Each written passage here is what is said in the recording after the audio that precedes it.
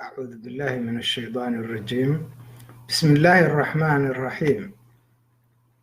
dhammaan akhyaarta ila socota waxa aad la socotaan barnaamijkii ciwaankiisu ahaa dhaqaale abuur barnaamijkan dhaqaale abuur ayaa tan waxay tahay qaybtiisii saddexaad qaybtan saddexaad waxa aan ku taataabanayaa insha Allah waxa ugu horeeya ee dhaqaale lagu abuuro waxa ugu horeeya oo dhaqaale lagu sameeyo waxa ay yihiin waa in la helo biyo markii biyo la helo ayuunbaa baad la helaa markaas kadib ayuunbaa baraka iyo barwaaqa iyo bashbash la helaa marka biyihii ayaa ugu horeeya wax walba ilaahna waa kan quraankiisa ku leh si cad ilaahay ayuu quraankiisa noogu sheegayaa oo waxa uu leeyahay wajacalna min almaa'i kulla shay'in hayy afala yu'minuun wax kastaba waxa aan ka dhignay wax aan abuurkoodii waxaan noloshooda ka dhignay biyo min almaa'i biyaha ayaa waxaan ka dhignay wax kasta oo noola ah in ay noolaadaan biyaha awgeed biyahan ku noolaynaa marka wax kasta biyo ayay ka kacaan biyahaas baa marka barwaaqooyinka soo sababa si aan biyaha barwaaqooyinkooda marka uga hadlo waxa aan rabaa in aan ka bilaabo biyaha sidoodaba inta nooc ay u kala baxaan inta nooc ay biyuhu u kala baxaan waa dhowr nooc laakiin midka ugu horeeya ayaan maanta insha Allah falanqeynaynaa kadibna waxaan u gudagalaynaa kuwa kaleeto muuqaalada dambe iyo fadhiyada dambe insha Allah kala muujinaynaa waxa ay kala yihiin biyahaasi oo u kala baxaan marka ugu horeysa waxa la yiraahdo biyaha macaan biyaha dhanaan iyo biyaha dhexdhexaadka ah oo English ahaan lagu dhaho fresh water salt water ama salinity water iyo waxa u dhaxeeya oo la dhaho brackish water oo ah bartamaha marka dhexdhexaadka macaanka iyo maxay tahay dhanaanka ayagu wadankeena way ku yar yihiin sidaas darteed uma baahna in aan wax badan aan maartay ka sii falanqeyno waxaan marka falanqeynaynaa oo ugu horeeya biyaha baddu aad bay ugu baahan yihiin falanqeyn fara badan waxaana laga sameeyaa barwaaqooyin fara badan ayaa laga dhexelaa oo laga abuuraa marka iyadoo maadaama intaas oo dhan laga abuuro waxay u baahan yihiin maalmo dhan in ayagana loo fariisto haatan laakiin xoogga waxaan saaraynaa waa biyaha macaan marka aan xoogga saarno hadafka ugu weyn oo aan u dan leeyahayna waxa ay tahay in dadkeenu ay biyaha barakadooda helaan oo ay ka faa'iidaan oo ay wax ka samaystaan oo ay nolol ka samaystaan marka biyaha macaan waxa ay u kala baxaan qaybo fara badan oo maxay tahay loo kala qaybiyo marka cilmiyada ecology-ga iyo environment-ka iyo la baranayo cilmiyadaas dhan oo ku saabsan macnaha waxyaalaha biyaha ah iyo wixii la xiriiro oo dhan cilmiyadaas marka waxa ay u kala saaraan biyaha macaan in ay ku kala jiraan meelaha ay ku kala jiraan ilaha ay ka kala yimaadaan meelaha ay ka yimaadaan waa meel laakiin meelaha ay ku kala jiraan oo ku kala kaydsan yihiin waxa ay kala yihiin sida tan soo socota waxa ay ku kaydsan yihiin oo ay ku jiraan maxay tahay atmosphere-ka hawada marka ay ku jiraan waa hawada ku jirtaa midna marka hawadu waxay u kala qaybsantaa dhinacyo fara badan waxaa jira hawada dhow hawada dhexe iyo hawada sare ayay hawooyinku kala yihiin sidaas si la mid ahna dhulku waxa uu yahay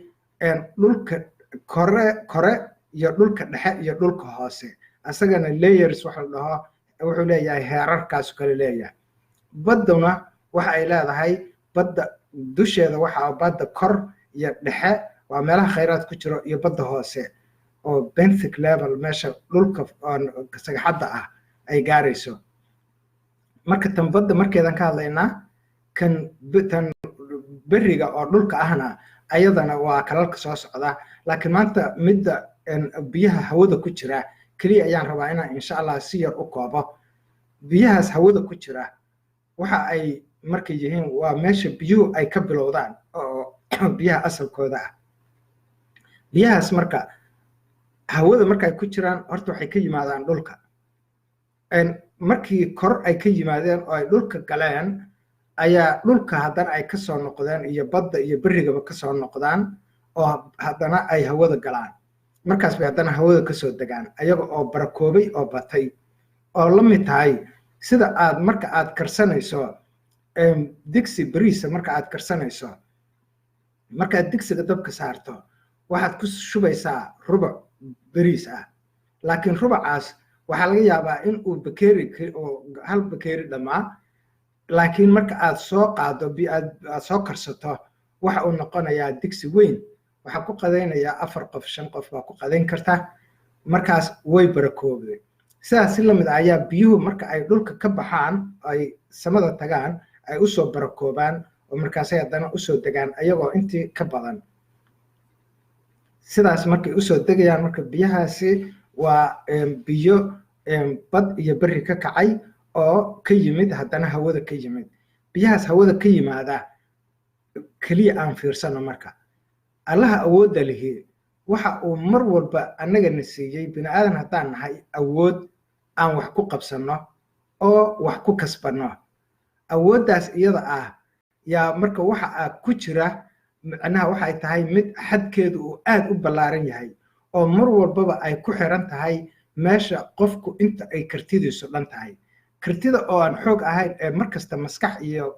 miyir ka imaanaysa maankaagu inta uu weyn yahay ayaa haddana awooddaaduna weyn tahay oo sidaas ku weyn tahay taana maxaa lagu helaa in cilmigii la barto baa lagu helaa cilmiga la baranayana mar kastaba waa cilmi qur'aanka iyo sayniska oo isla socda labadooda oo la isku fasiro oo isla socda ayaa lagu gaaraa horumarka adduunka sidaa marka aan saa u dhahay waxaan u soo socdaa in aan dadka Soomaaliyeed maanta aan u sheego wax bishaaro ah laakiin aan rabo in aysan haddana si qalad ah u qaadan taasi waxa ay tahay in roob la beeran karo in roob la abuuran karo sidaas marka roobka la samaysto ayaa markaas beero lagu fashaa baad kale laga dhigtaa barwaaqo lagu gaaraa marka ugu horeysaba roobkii waxa weeyaan waa in aad beerataa in aad beerato roobka marka wax jira mise waxaan jirin waa wax jira haddii uu marka laga yaabo dhageystuhu in uu isleeyahay roobka ilaahay unbaa ku shaqole waxaad ogaataa in horta ilaahay awood ku siiyey kow labo in wax kastaba oo maanta waxyaalaha aad maanta samayso intooda badan waayaho dhow la dhihi jiray ilaahay keliya keeno oo qofka uu ka gaabsanayo wax walba taasina waxa ay keenaysaa qofkii in uusan isticmaalaynin awooddii uu Allah siiyey waxa ay tahay Allah wax walba roobka keliya ma ahane wax walba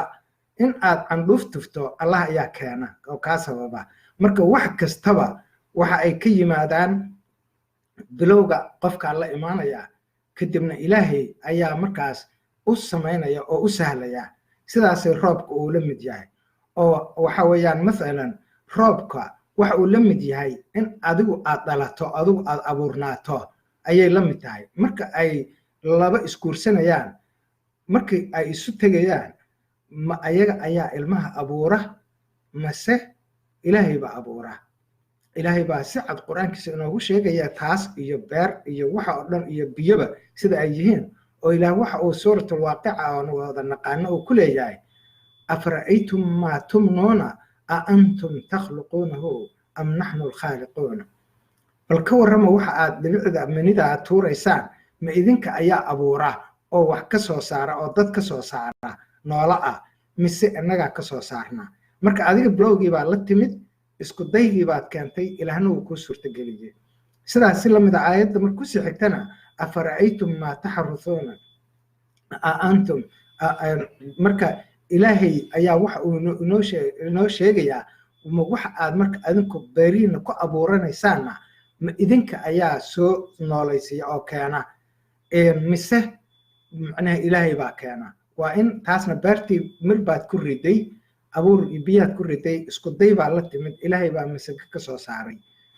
marka ay intaas tahay aayadda ku socogta hadana ilaah waxa uu leeyahay afara'aytumul maa alladhi tashrabuna a antum anzaltumuhu min al-muzni am nahnu al-munziluna biyaha marka aad macnaha cabaysaan biyaha aad cabaysaanna ma idinka ayaa soo di'iya mise oo hawadooda ka soo di'iya mise ilaahay baa soo di'iya ha ilaahay baa soo di'iya laakiin adigana waa beerashadii baad yeelan kartaa sida aad masagadaba u beeranaysay ayaad u beeran kartaa roobkana adduunka oo dhan maanta waa laga beertaa afrikaan wada badan oo afrikaana beerta iska dhaaf horumar wadamada hore u maray laakiin dunida saddexaad baa xataa hadda beerata qalabyada lagu beerta xataa waa la raadin karaa waa la heli karaa dadka aqoontoodii leh iyo qalabkoodii iyo maalgelintoodii haddii la isla helana roobkii marka sidaasaa lagu beeran karaa ilaah muxuu ka leeyahay marka taas marka ugu horeysa roobka in la beerto horta qaabka loo beerto waa un 3 marxaladood inuu soo maro 3daas marxaladoodna waxaa lagu dhigaa dugsiga hoose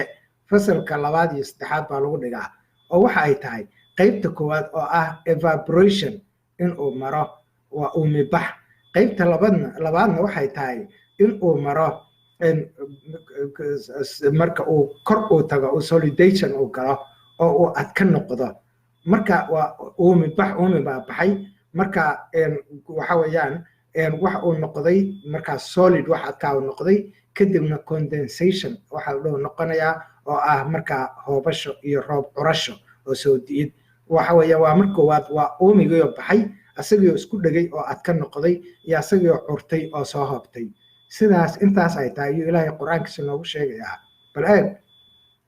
suuratu ra'd الله أود لي وحو كليه بعد أعوذ بالله من الشيطان الرجيم بسم الله الرحمن الرحيم ويسبح الرعد بحمده قرآن كسر بلابه هو الذي ينشئكم هو الذي أنشأ هو الذي هذا مركا إلهي وحو سعد إنه شيء هو الذي ينشئ السحاب الثقالة ويسبح الرعد بحمده وحويان إسقو ومدك maxay to abu marka ugu horeysa kiciya hawada yunshu saxaaba waxa uu ilaahay uu kicinayaa saxaaba daruur oo ah caad yar oo iyo boor yar ayuu kicinayaa marka uu kiciyo oo uu hawada geliyo ayuu ilaahay waxa uu sameynayaa hawadii markuu saa u geliyay waxa uu leeyahay macnaha oo soo dejinaya yurikumul barqa khawfan wa damacan waxa uu sameynayaa marka in uu abuurmaan maxay to barq hilaac inuu abuurmo waa marka uu sameynayo macnaha solidation-ka uu abuurmayo oo isku dhigdhigayo weeyaan markaas uu roobkaas uu barqiga abuurmo khawfan wadamacan iyadoo oo qaar aad kana baqaysaan waxna ka rajaynaysaan oo aad rabtaan marka ay tahay wayunshu saxaaba thiqaala markaas ayuu waxa uu ilaahay waxa uu abuuraa oo yunshu uu asaasa oo kiciyaa as-saxaaba daruurta as-thiqaala ee adag daruurta adag marka maxay tahay waa daruurtii ka soo baxday uumigii baxay oo haddana adkaha noqday ayaa waxa uu noqdaa saxaaba thiqaal noqonaya saxaaba thiqaal marka uu noqdo kadib baa waxaa imanaya markaas haddana wayusabixu racdu bixamdihi markaasaa waxa uu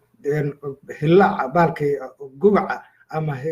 onkadka ayaa waxa uu ilaahay buu u tasbiixsanayaa oo tasbiixdiisii waxaad maqlayso waa isku liskii daruurihii isku lismay oo markaas oo cajaa'ibkaas ka dhacaya oo daruurtu onkadku uu ilaahay u tasbiixsanayo marka uu ilaahay sidaa ugu tasbiixsado oo uu maxay to macnihii tasbiixdaas ay saa u dhacdo ayuu ilaahay wuxuu leeyahay wayursilu sawaaciqa markaas kadibna waxa uu soo dirayaa ilaahay sawaaciqdaas waa roobka aad u soo da'ayo mahigaanka ah iyo biriqdaba bay sidaa u soo da'aysaa markay u soo da'do fa yusiibu biha man yashaau markaas buu wuxuu ku asiibaa oo biriqda ama waxay ku dhacdaayoo dishaa qofku ilaahay doono biyuhuna waxay u da'aan qofkii ilaahay uu doono sida aayad kaleeto oo ilaahay uu inoogu fasirayo oo dhan macnaha hadda maadaama aanan joogin meel aan badanaa ujeedadu ay tahay in aan roobkaas ka fekerno keliya macnihii kuma dheeraanayo qur-aanka laakiin marar badan ayaan meelo badan kaga hadlay oo insha allahu youtube iyo meelo badan laga arki karaa anigoo xagga diinta iyo xagga sayniska iska waafajinaya marka roobkaasi waxa uu yahay waa roobkaas adiguba aad la imaan karto maxaad kula imaan kartaa kow cilmigeedii labo caqligeedii horta kow ogolaansho inaad wax ogolaatid oo aad aragtid ilaahay awoodda uu ku siiyey inaad garatid ilaahayba awoodoo dhan le midda uu ku siiyeyna asagaa leh middaas uu ilaahay ku siiyey laftigeeda asagaa ilaahay iska leh marka inaad taadaasna garato isticmaalkeediina aad garato kadib aqoonteedii la timaado kadib qalabkeedii la timaado kadib xoogaa yar maalgelin yar la hesho waa aad bay raqiisu tahayba kadibna aad sidaas roobkii aad beerato si aan marka dhibaatada maanta na haysato oo wax walba aan leenahay biyo la-aan baanan beer la faran karin oo wax kale u dhici karin ay meesha uga baxdo markaas intaas marka aan ka soo harno qaabkaas roobka beerashada ah waxaa jira qaab kale oo la dhaho isagana taas waxaa la dhahaa cloud seeding englishka cloud seeding oo daruurta in macnihii la abuuro daruur abuur waa mirtii la abuurayay weeyaan midda kaleeto oo marka roobka haddana waxaa la dhahaa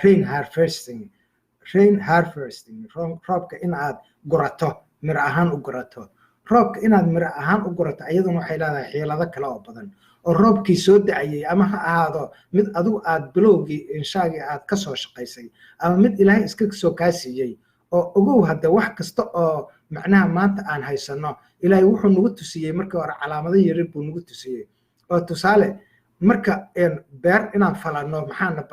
waxaana baray ilaahay baa tusaale nooga soo dhigay shimbir intay soo cunto miro meel kale ka soo cunto ayayna soo dulmartay markaas meelaha ku firdhisay waxay cunaysay oo af ku soo qaadatay ku toortoortay markaasay soo baxeen markaasaan garanay oo meeshaan haddaan mir ku ridno wayba soo bixi lahayde sidaasaa beer lagu keenay sidaas si lamida baa marka roobkiina maadaama sida uu daruurtiiba ku timid aan garanayno aan u samayn karnaa oo saas loo samaystaa hadda adduunka oo dhan balse waa la kala dhacaa oo annaga waa nala ka dhacaa hadda sanadkii 2016 iyo 2017 aad baa nala kaga dhacayay roobka marka waa meelo badan baan uga hadlay waxaa markaas la rabaa annagu midda roob harvestingka ku saaray iyadana aan ka hadlo roobka gurashadiisa waxa ay tahay waa naqaanaa xoogaa baa nooga bilaaban oo waxay nooga bilaaban yihiin magaalooyinkeena waaweyn waxaa laga yaabaa muqdisho hargeysa kulli inay daadad qaadaan sida haatan dhacday marka dhacday oo beledweyne laga qaxay oo meel kasta laga qaxay magaalo kasta ay saa u baaba'day waxaa la samayn karay biyahaas in marka ayagoo oo aan daad noqon oo aan dariiqa raacin in meesha looga faa'iidaysto saas dad way u bilaaban tahay laakiin waa sii dhiiri gelinayaa oo waxaa jira guryaha qaarkood waxaa jira waxa la dhaho majaroor oo guryaha laamiyeeriga in macnaha loo sameeyo meel biyaha ay ka daataan meeshaas dadku waxaa laga yaabaa inay biyaha un iska fogeynayaan laakiin lama rabo waxaa la rabaa guri kasta oo jira marka la dhisayo in lagu kordhiso waxyaalaha soo socda kordhiskiisuba inuu yahay waxa ka soo socda waa mid qayb aan uga hadli doono xagga korontada hadhow oo wind turbine waxa la dhaho wind turbine-ka markaan ka hadlayaan insha Allah taas ka hadli doonaa laakiin guriga saqafkiisu in uu ahaado solar system waxa la dhaho solar panels ay ku samaysan tahay biyaha ku soo dhacana majaroor ay leeyihiin ama meel majarafad ah ay leeyihiin oo marka meeshaasina ay biyaha soo qaado markay soo qaado waxa ay ku shubaysaa markaas meel mucayana oo la yaqaano meeshaas waxaa fiican in ama fuusta la dhigo ama god yar oo asturan laga dhigo oo wasaqda laga ilaaliyey oo saa loogu shubo meesha ku dheganna geedo laga talaalo geed weyn oo cambe in xagga laga talaalo labada guriga afartiisa koon haddii loo kala daayo biyahaas oo afar geed oo cambe iyo wax la mid ah iyo ananaas iyo kulli lagu beero oo qoys walba uu intaa beerto qoys walba khudaartiisii wax uu ka helayaa gurigiisa dhexdiisa balse waxa uu helayaa khudaar uu meel kaleeto u dhoofisto oo uu keeno marka ay intaas tahay waxaan ku gabagabeynayaa waxaan rabaa roobka waa la beertaa maxaa lagu beertaa taas ficilka ah waa midda kaleetana maxay tahay adigu dhib ha keenin haddaadan dhib keenin ilaahay baa ku keenaya marka roobka laakiin dhibkaa keenaysa muxuu yahay kow waxaad ka hortegaysaa oo joojinaysaa waxa la dhaho nabaad guur beddelkeedana geedo beer marka aad geedo beerto oo buuro iyo samayso roob uu ku imaan marka jooji dhulka aad fasahaadinayso marka aad dhulka fasahaadiso roobka macnihi kaa joogsanayaa waxa kaleeto oo aad samaynaysaa waxaad joojinaysaa nabaad guurka, waxaad joojinaysaa qiiqa baxaya, waxaad joojinaysaa qashinka badan, waxaad joojinaysaa qalalaasaha dagaalka, waxaad joojinaysaa marka buuqa iyo qaylada iyo catowga, waxa aad joojinaysaa waxa la dhaho cuqdada, waxa aad joojinaysaa cuqubada. intaas marka aad joojisid waxa aad helaysaa roobka, si baraka leh ayaad u helaysaa. marka roobkeenna waxaan rabnaa in aan ku wajahno dariiqyadan soo socda. marka ugu horeysa aan isku dayno, dhulkeen waa meesha ugu fiican oo ugu dihin oo roob lagu beeran karo, daruur lagu beeran karo, roob laga dacsan karo. marka aan dhulkeenna taas kow ugu fakarno, macnaha dhulkeenna iyo hawadeennaba roobku sidaasuu ku yahay oo ku beertaa. hawadu waxa weeyaan qaybaha ay kala tahay oo atmosphere leh, stratosphere leh, iosphere leh, biosphere leh, lithosphere leh, kulligood waxa ay yihiin meelahaas oo waa meelo dihin oo arable ah oo la beeran karo. marka daruuraha lagu beerto saa in loo beerto, dhulkeennana aan ka dhigno dhul aqbali kara in uu roob kusoo da'o. ilaan roobku meel guracan kuma soo degayo, meel wuxuu kusoo degayaa bisil oo nadiif ah. maxaan ka ilaalinaynaa dhulkeenna? wax kasta oo xumaana annaga iska ilaalinaa: fasahaadka dhulka, dhirjarka, nabaad guurinta, dilka, qiiq samaynta, qaylo samaynta, maxay tahay qabqablanimo samaynta, qashin badinta, firdhinta iyo cuqdadaha iyo cuqubooyinka. intaasaan iska ilaalinaa. wasalaamu calaykum waraxmatullaahi wabarakaatu. waa inoo iyo kalka dambe iyo fadhiga dambe oon ka hadlayno biyaha haddana.